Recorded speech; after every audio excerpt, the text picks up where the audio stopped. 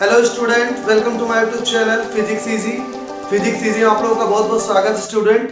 आज के इस वीडियो में हम लोग बात करेंगे lens formula and magnification. Lens के केस में क्या होता है बेटा, ठीक है। तो कॉपी और पेन आप लोग ले लीजिए और स्टार्ट करते हैं आज का अपना प्यारा सा टॉपिक, दैट इज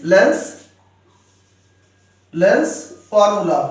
ठीक है बेटा, लेंस के फार्मूला क्या होते हैं, लेंस का न्यूमेरिकल कैसे आप लोग सॉल्व करेंगे। तो इसके लिए हम लोग क्या फार्मूला यूज करते हैं, देखो 1/v minus 1/u equal to 1/f। ये हमारा कौन सा फार्मूला होता है स्टूडेंट, ये होता है हमारा लेंस फार्मूला। ठीक है बेटा, ये बेसिकली थिन लेंसेज के लिए यूज किया जाता है। ठीक है, अब देखो इसमें v क्या होता है, u क्या होता है और f क्या होता है, इसको आप लोग नोट कर लीजिए। ये बहुत इंपॉर्टेंट है, वेरी वेरी इंपॉर्टेंट। अगर ये चीजें आपको नहीं पता है तो आप लोग न्यूमेरिकल सॉल्व नहीं कर पाओगे। तो नोट कर लीजिए, v है क्या, image distance. v is what, image distance. u क्या है, ऑब्जेक्ट डिस्टेंस। u है ऑब्जेक्ट डिस्टेंस। और बेटा f क्या है, फोकल लेंथ। ठीक है, तो ये एक फॉर्मूला है, इसको आप लोग अच्छे से देख लीजिएगा। अगर मिरर का केस होता तो यहाँ पे प्लस आ जाता, लेकिन लेंस के केस में क्या होता है, 1/v minus 1/u equal to 1/f। ठीक है बेटा, तो इसको आप लोग बहुत अच्छे से नोट कर लीजिए। फिर आगे बढ़ते हैं और मैग्निफिकेशन लेंस के केस में क्या होता है, इसको हम लोग अच्छे से डिस्कस कर लेते हैं। ठीक है बेटा, तो आई होप आप लोग इसको नोट कर लिए होंगे। आगे बढ़ते हैं, अब बात करते हैं मैग्निफिकेशन के बारे में। ठीक है बेटा, लेंस के केस में मैग्निफिकेशन का फॉर्मूला क्या होता है। मैग्निफिकेशन का फॉर्मूला लेंस के केस में क्या होता है बेटा, तो देख लीजिए। मैग्निफिकेशन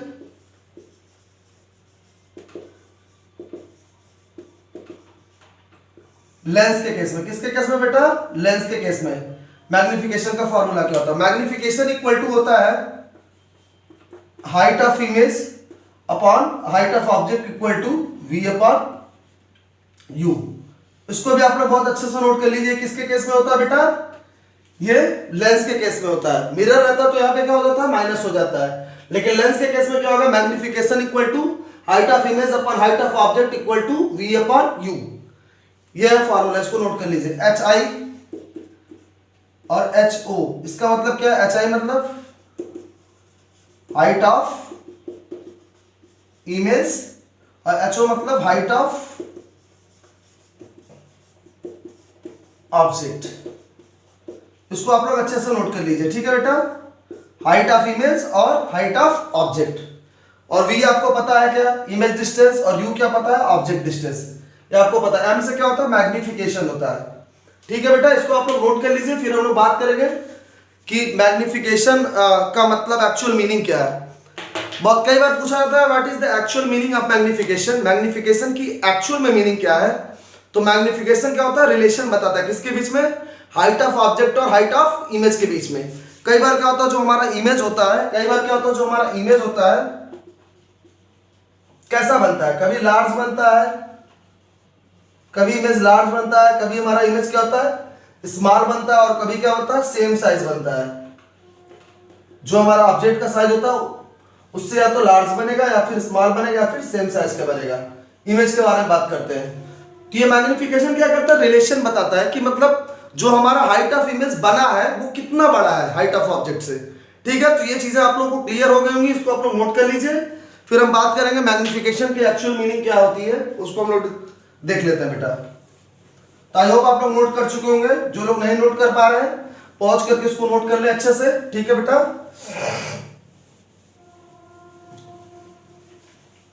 अगर आपसे कोई कहे मैग्निफिकेशन 2 है, मैग्निफिकेशन 3 है, मैग्निफिकेशन 1 है, उसका मीनिंग क्या है, उसको हम लोग देख लेते हैं अच्छे से। मैग्निफिकेशन अगर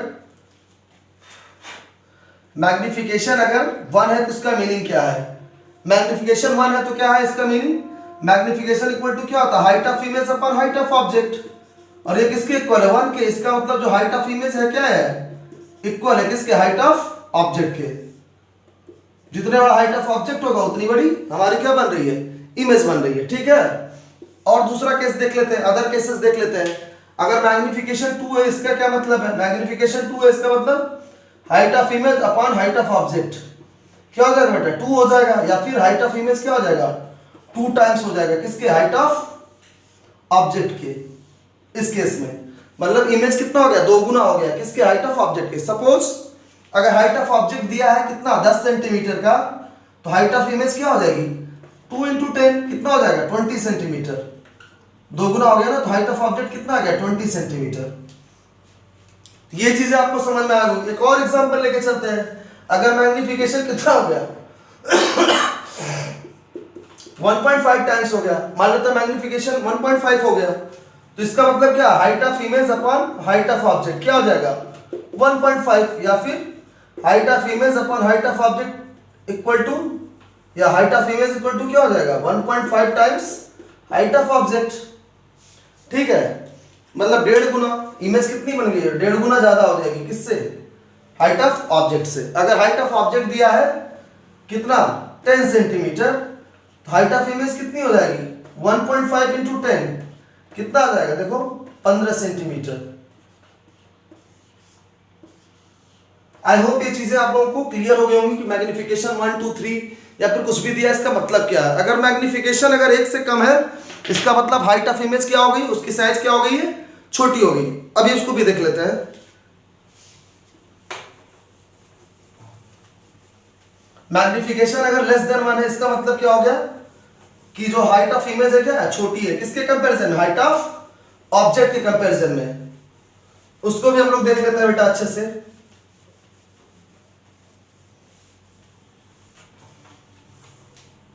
सपोज हमारा मैग्निफिकेशन कितना दिया है 0.75 दिया है, 0.75 दिया मैग्निफिकेशन। इसका क्या मतलब बेटा, मैग्निफिकेशन 0.75 का, it means height of object, height of image upon height of object किसके इक्वल हो जाएगा 0.75 के। या फिर क्या हो सकता है, हाइट ऑफ इमेज किसके इक्वल होगा 0.575 टाइम्स हाइट ऑफ ऑब्जेक्ट। ये आ गया, मतलब कितना कम हो गया है देखो 3-4 टाइम्स क्या हो गया, कम हो गया। 10.75 का मतलब क्या 3/4 टाइम। अगर मान लो हाइट ऑफ ऑब्जेक्ट कितना दिया है 100 सेंटीमीटर दिया है, तो हाइट ऑफ इमेज कितनी हो जाएगी 0.75 × 100 कितना आ जाएगा 75 सेंटीमीटर। देखो हाइट ऑफ इमेज यहाँ पे क्या हो गया है, छोटा हो गया है। आया समझ में, कितना हो गया 75। एक और एग्जांपल लेते हैं, मान लेते हैं ये देखो क्या वैल्यू लेस देन 1 है ना, एक और वैल्यू मान लेते हैं, ले लेते हैं मैग्निफिकेशन क्या है, अगर 10.25 है, इसका मतलब क्या है 0.25 है, इसका मतलब height of image upon height of object equal to क्या हो जाएगा 0.25, या फिर height of image equal to क्या 0.25 × हाइट ऑफ ऑब्जेक्ट कितना हो जाएगा 0.25 टाइम्स। अगर हाइट ऑफ ऑब्जेक्ट दिया है कितना 100 सेंटीमीटर, 100 सेंटीमीटर अगर गिवन है, डाटा गिवन है हाइट ऑफ ऑब्जेक्ट 100 सेंटीमीटर, तो हाइट ऑफ इमेज कितना हो जाएगा 100 × 0.25 कितना आ जाएगा 25 सेंटीमीटर। मतलब हाइट ऑफ इमेज क्या हो गई, छोटी हो गई, कितनी हो गई है 25 सेंटीमीटर हो गई। आई बात समझ में बेटा, इसको आप लोग अच्छे से नोट कर लीजिए। उसके बाद बात करते हैं मैग्निफिकेशन कब नेगेटिव होता है, किस केस में मैग्निफिकेशन पॉजिटिव होता है, इसको बहुत ध्यान से देखिएगा आप लोग। ठीक है, तो आई होप ये आपको समझ में आ रहा होगा कि मैग्निफिकेशन लेस देन 1 है तो क्या मतलब है उसका। ठीक है, इमेज क्या हो जा रही है, छोटी हो जा रही है, साइज ऑफ इमेज क्या हो जा रहा है, छोटा हो जा रहा है।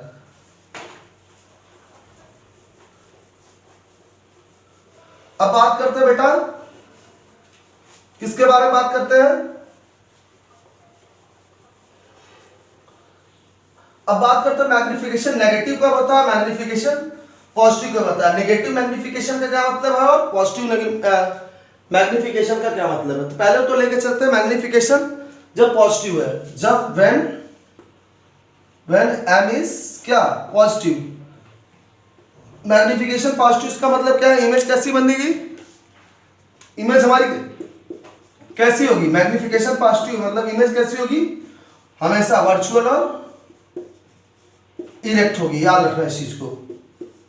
और अगर मैग्निफिकेशन नेगेटिव है, मैग्निफिकेशन कैसा है नेगेटिव है, तो इमेज कैसी होगी, रियल और इन्वर्टेड होगी। और एक चीज याद रखना कि मैग्निफिकेशन पॉजिटिव हमेशा किसका होता है, ऑलवेज हमेशा मैग्निफिकेशन पॉजिटिव होता है किसका, कॉनकेव लेंस का।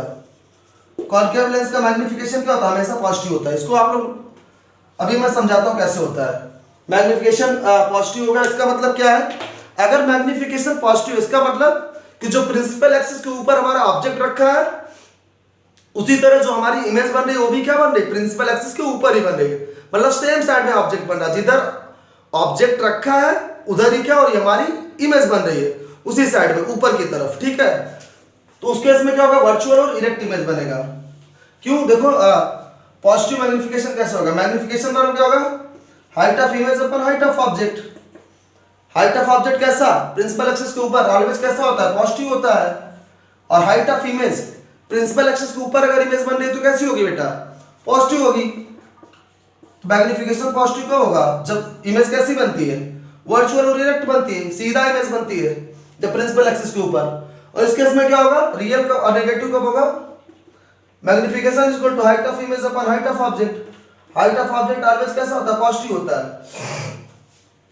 हाइट ऑफ इमेज नेगेटिव कब होता है, जब इन्वर्टेड इमेज बनाता है। इन्वर्टेड इमेज क्या, प्रिंसिपल एक्सिस के नीचे, प्रिंसिपल एक्सिस के ऊपर ऑब्जेक्ट रखा है, प्रिंसिपल एक्सिस के नीचे क्या रखा है, प्रिंसिपल एक्सिस के नीचे इमेज बन रहा है। इसका मतलब हाइट ऑफ इमेज कैसा, नेगेटिव। तो मैग्निफिकेशन कैसा आ गया, नेगेटिव। और इन्वर्टेड के केस में इन्वर्टेड इमेज कैसी होती है, रियल होती है। तो आपको समझ में आ गया कि मैग्निफिकेशन पॉजिटिव कब होता है, मैग्निफिकेशन नेगेटिव कब होता है, और उसके एक्चुअल मीनिंग क्या है। ठीक है दो स्टूडेंट, इसको आप लोग अच्छे से नोट कर लीजिए, फिर नेक्स्ट टर्म में मुलाकात करते हैं। तब तक आप लोग पढ़ाई अच्छे से करते रहिए। All the very best.